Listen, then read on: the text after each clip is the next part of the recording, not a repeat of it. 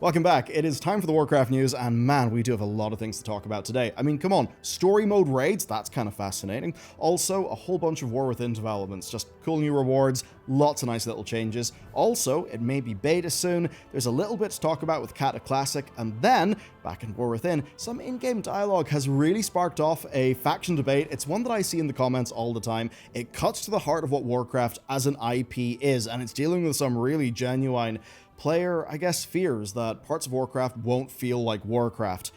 But as always, whenever you look at some recent interviews and then see some other in-game context, I think there's actually a hell of a lot more to it, and it does get pretty interesting. But then, of course, there's Mop Remix. So much has happened. Number one, there's a brutal new form of PvP that I call bronze balling. That's my name for when you're about to fly into one of those little bronze balls, only for some fecker to swoop in from off camera and get the ball before you.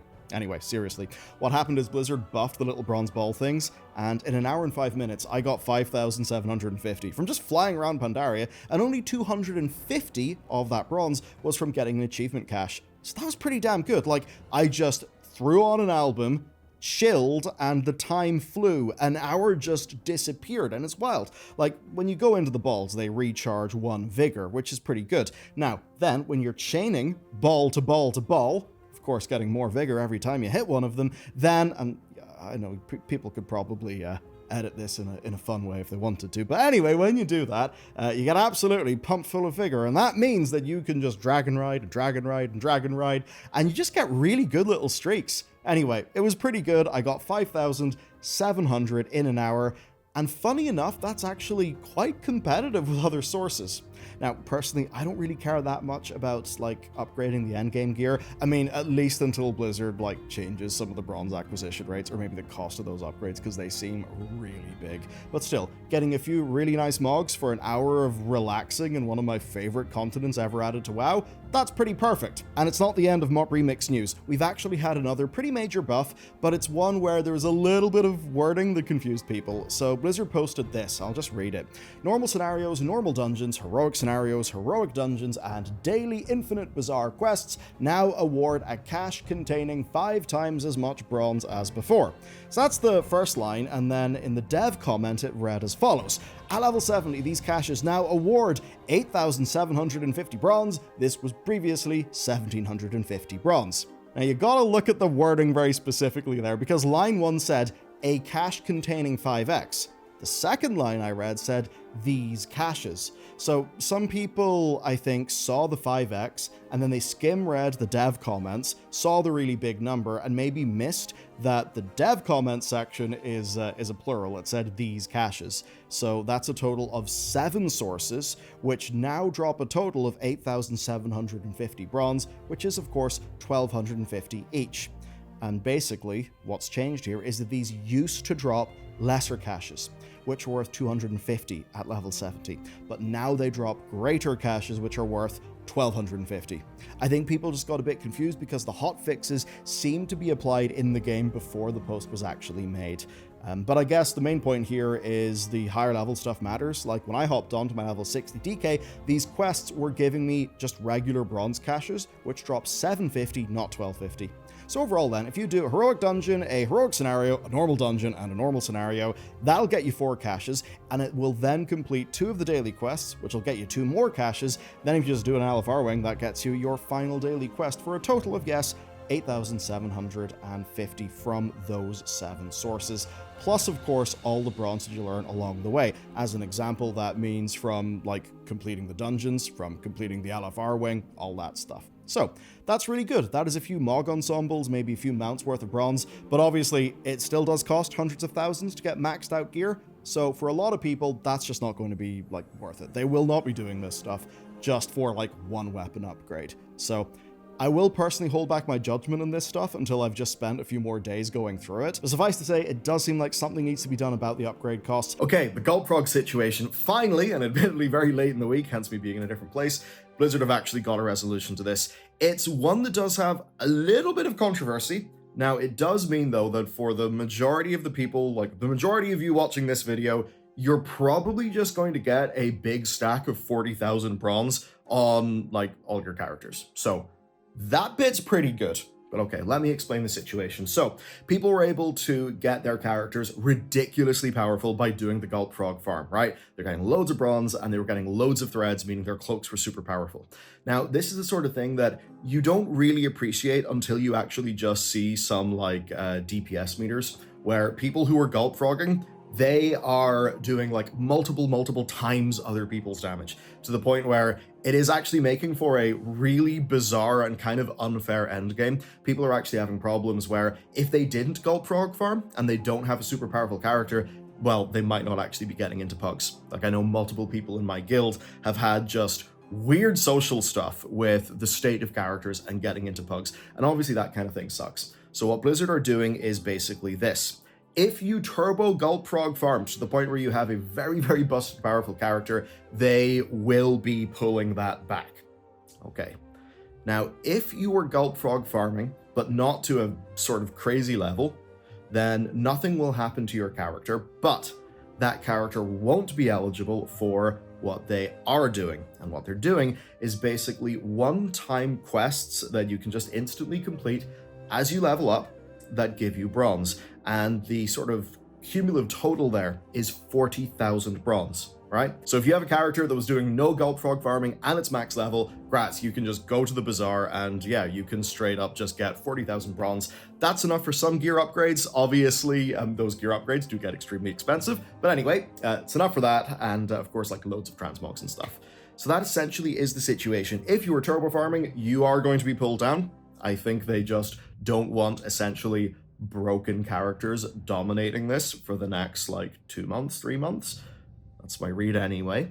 If a character was doing minor Gulp Frog farming, you're not eligible for the new one-time bonus, and the new one-time bonus is there, and all current characters who are not Gulp Frog farming will be eligible to that. Just checking my notes, that's at level 50, 60, and 70, where you'll be able to get 3,000, 7,000, and 30,000 bronze. Now, that is just a part of the game now. So the good news is that for the rest of Mop Remix, those like leveling up little sort of boosts of bronze, those are just going to be a pretty constant thing. So you got to take that in combination with the other bronze changes that I've talked about in this video, and of course the changes to spools that we talked about like 1 or 2 videos ago, and well, we need to see how the end game kind of shakes out.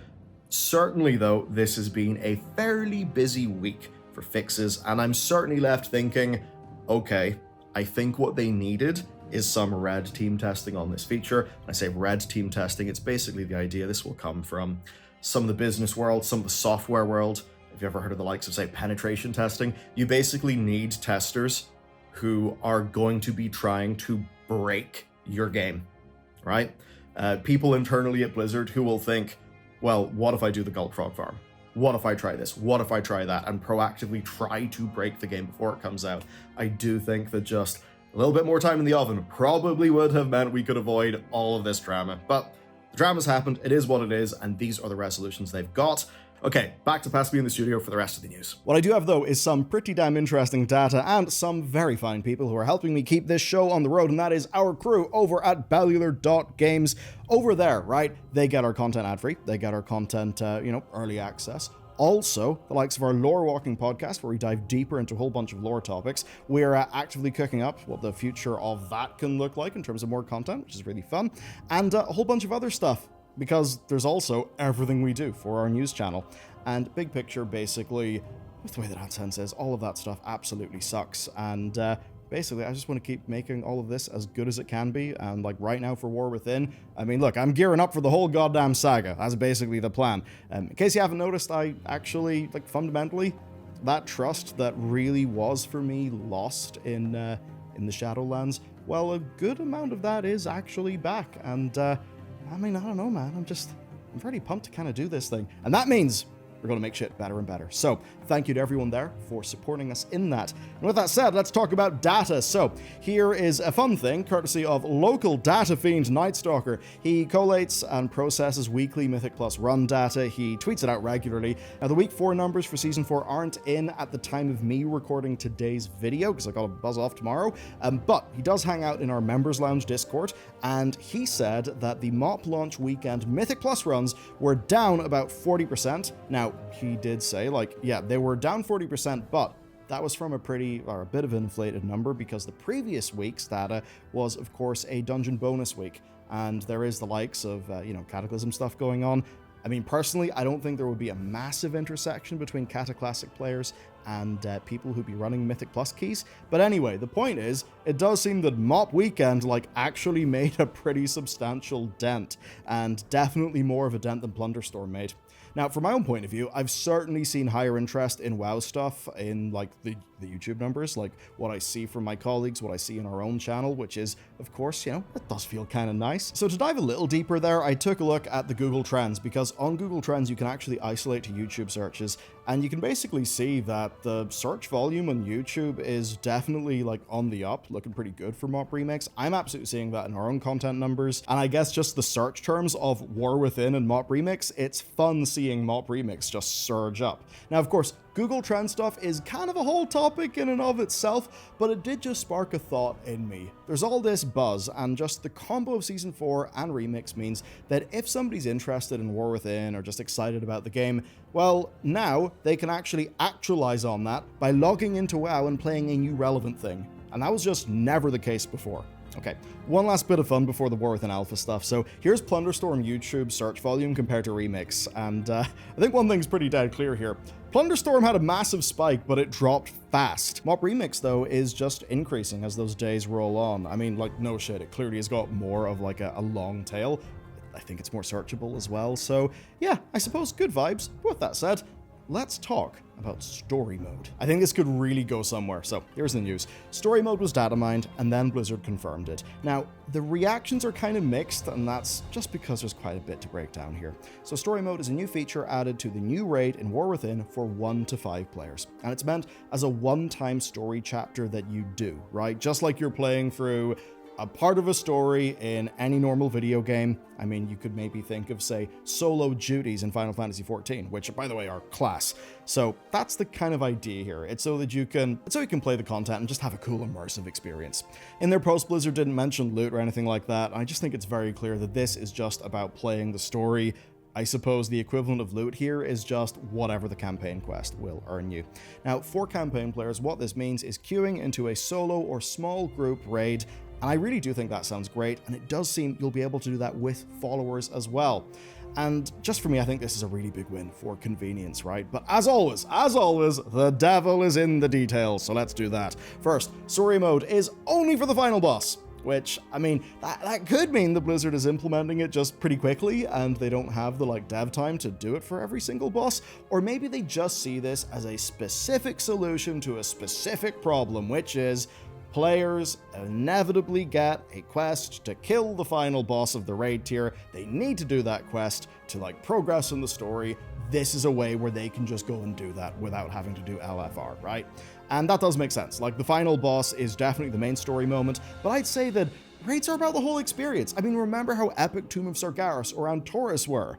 The whole journey through those raids, that's what made them special. If you just got randomly teleported to kill Jaden, that would be a way worse experience, because that's only cool when, of course, Velen says, nah, screw this, I'm going to kill that guy, I've had enough, right? So, let's hope that this is just V1 and eventually we'll see a full raid in this. Because look, if you're doing a full raid and then they swapped some of those followers out, maybe for lore relevant characters, maybe, give them a little bit of dialogue here and there, I mean, that would be kind of class. Anyway, the next bit is also kind of rough, and it's where there's mixed opinion. This unlocks with the final wing of LFR. And that does mean it'll be weeks after normal and, beyond raiders actually clear and see this content. And that's kind of rough, because it does still mean for all of those players, they'll get the quest to kill the final boss, and then to experience the rest of the story, they either wait for weeks until it's available in LFR, I guess the whole pug thing, yeah, you can go pug a normal, sure, or find a guild. But look, pragmatically, that's clearly a blocker to people, which is why Blizzard are doing this as a feature.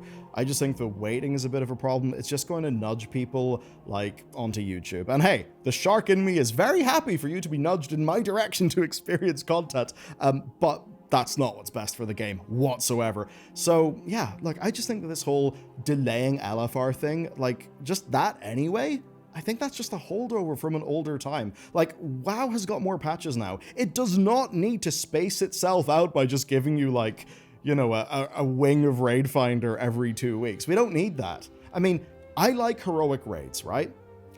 Playing the story early or first, that does not factor into me enjoying the content that I like whatsoever. I am not going to be offended if somebody, like, kills the final boss on LFR before I kill it on heroic.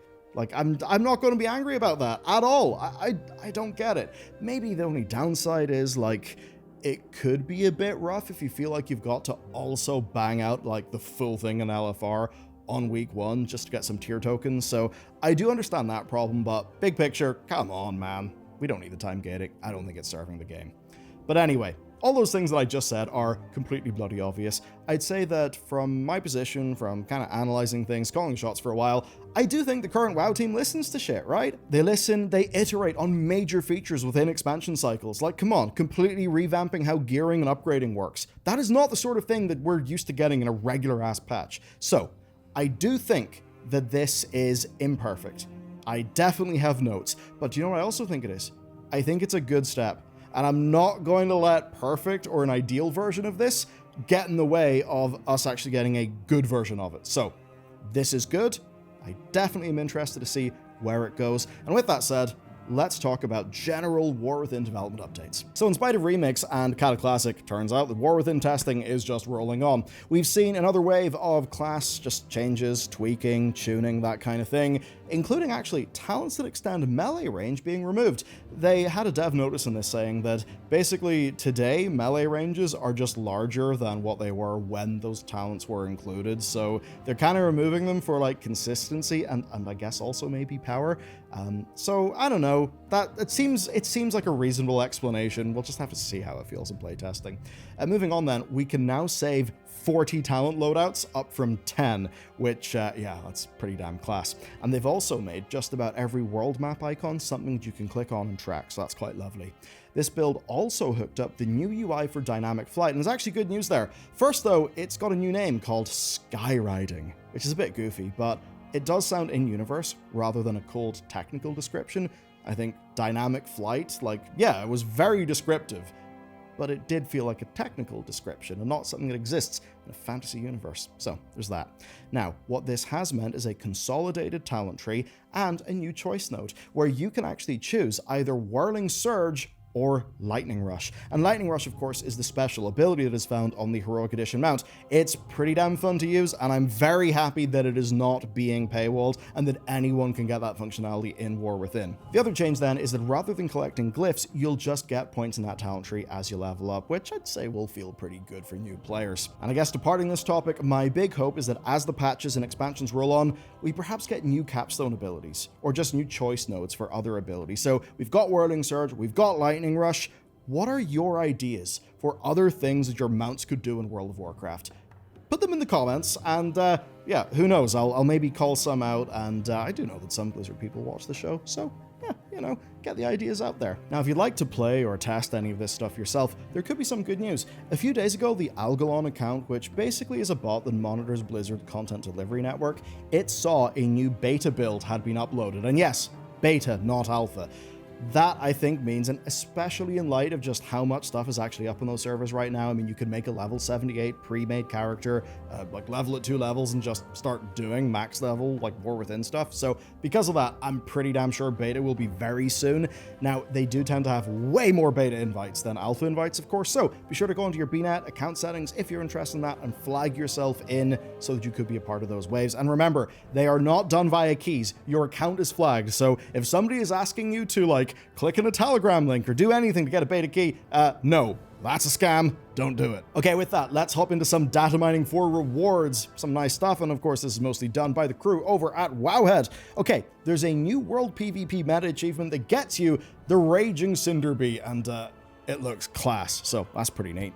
Then we've got these, which are Azeroth Echo versions of the old school Alliance and Horde Griffin and Windrider mounts.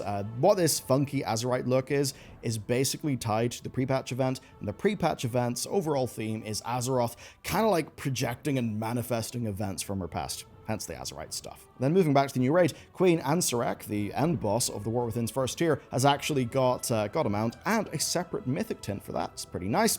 Then WoW had also data mined a few new armor tints for the Arathi and Earthen factions, and man, come on, the quality of the armor in the War Within is so goddamn good. Like, it's to the stage where world, dungeon, and like cosmetic renown stuff is properly able to compete with like raid tier gear, which honestly is pretty sick. There's just really cool gear everywhere, so that's really nice.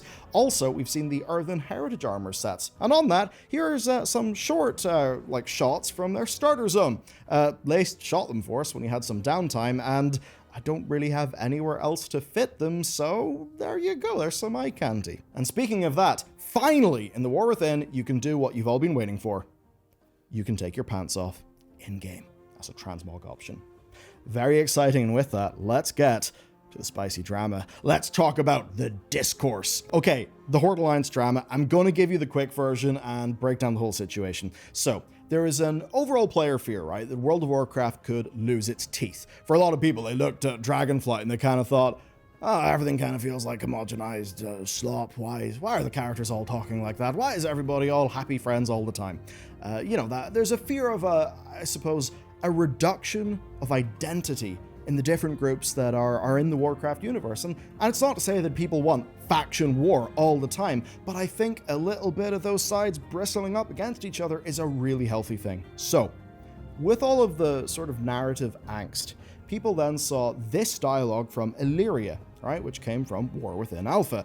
And in it, she's basically saying, and this is in the context of the like Earthen factions who disagree. So she's like, look, whether you're this Earthen faction or that Earthen faction or Alliance or Horde, we got to deal with this problem. This is really important. We've actually got to work together.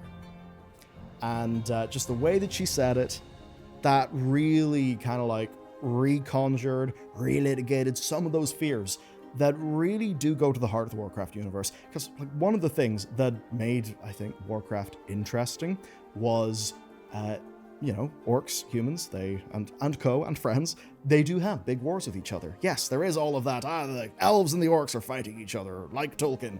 But, oh, the orcs are people too. They have a culture. They are not generic bad guys. Like, that's the stuff that made Warcraft feel great. And that friction, that texture absolutely was an essential part of the puzzle. So yes, while we do band together in Warcraft 3 to stop the big bads, well, what happens pretty damn shortly after Warcraft 3? Oh, the whole business with Jaina's dad. Yeah, all that. So, you can totally see why Illyria saying that would really conjure up some fears in players. Here's another bit of dialogue that also spread around the internet lately, which is Turalyon talking to Gera, who is... It's a whole thing, but basically leader of the Mag'har orcs, which are the orcs that fled Yrel's, like, basically Yrel's big crusade, because, I mean, I don't know if we're going to be going back to AU Draenor, but whew, crazy things happened over there. Anyway, Turalyon is basically like, oh, you savages, which is definitely a loaded phrase.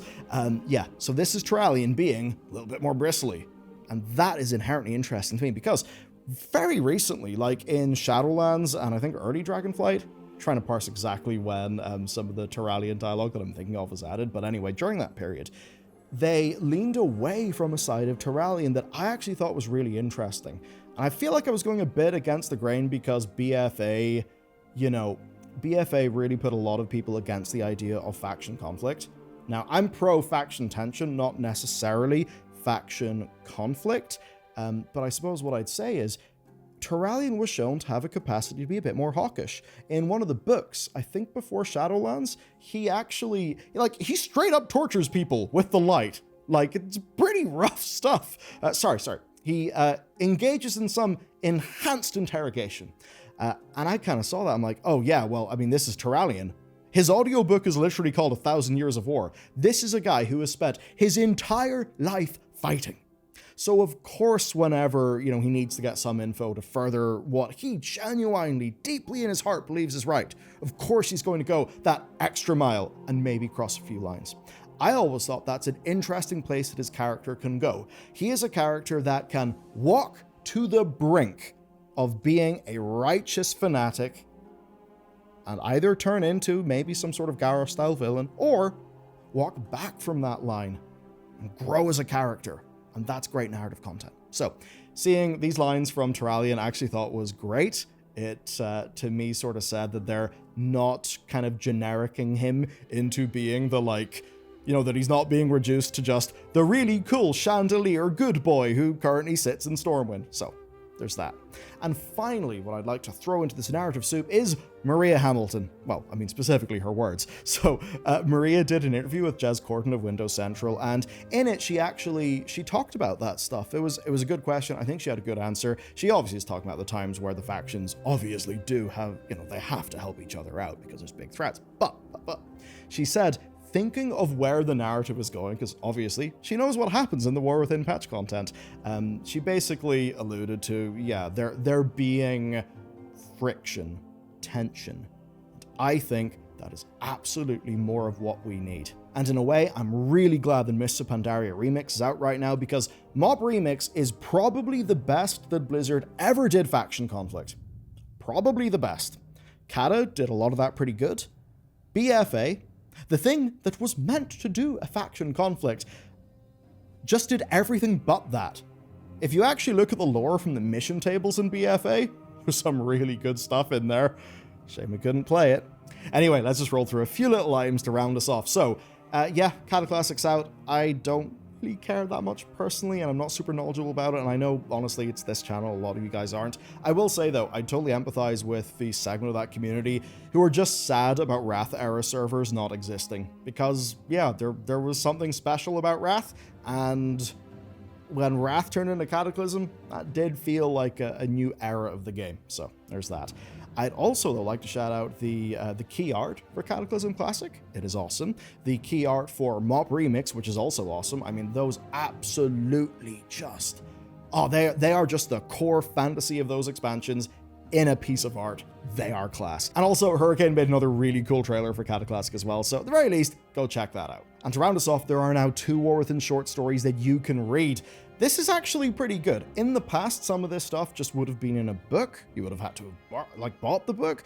Well, now they're just putting the PDF out online. I think that's really good. Now, the last one was on Illyria. This current one is on Anduin, and I actually think these are a good example of doing the transmedia stuff, because they're diving into those characters, just like who they are, right? The things that, yes, are there for their motivations, but are not vital plot details.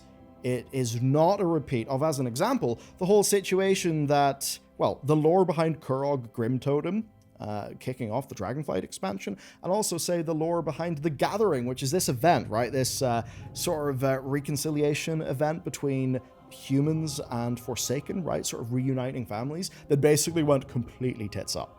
And that really is one of the key events that led to Battle for Azeroth. But guess what? It was in a book. It was in a book! And that was a key bit of data. Now, of course... this, what we see here, is character background and, you know, just getting into their heads, which is fantastic. The actual vital plot stuff that you need, well, guess what? That was in Darkheart. So, at least to me, it seems that thus far they are not repeating that mistake, and I think that is a really good thing. Anyway, that's it for me with the Warcraft news. Go have some fun in Mop Remix. Check out this lore video. It is on Magni, it is on Azeroth, and it's getting pretty deep into how the lore is. And you can also check out the Arathi video, because oh man, the Arathi Empire, some stuff is cooking there, and Turalyon and the Light Emperor of the Arathi. Turalyon, of course, a dude from Lordaeron. Come on! That is... oh, that could be good. Anyway, have a brilliant weekend. Thanks for hanging out. I'll see you next time.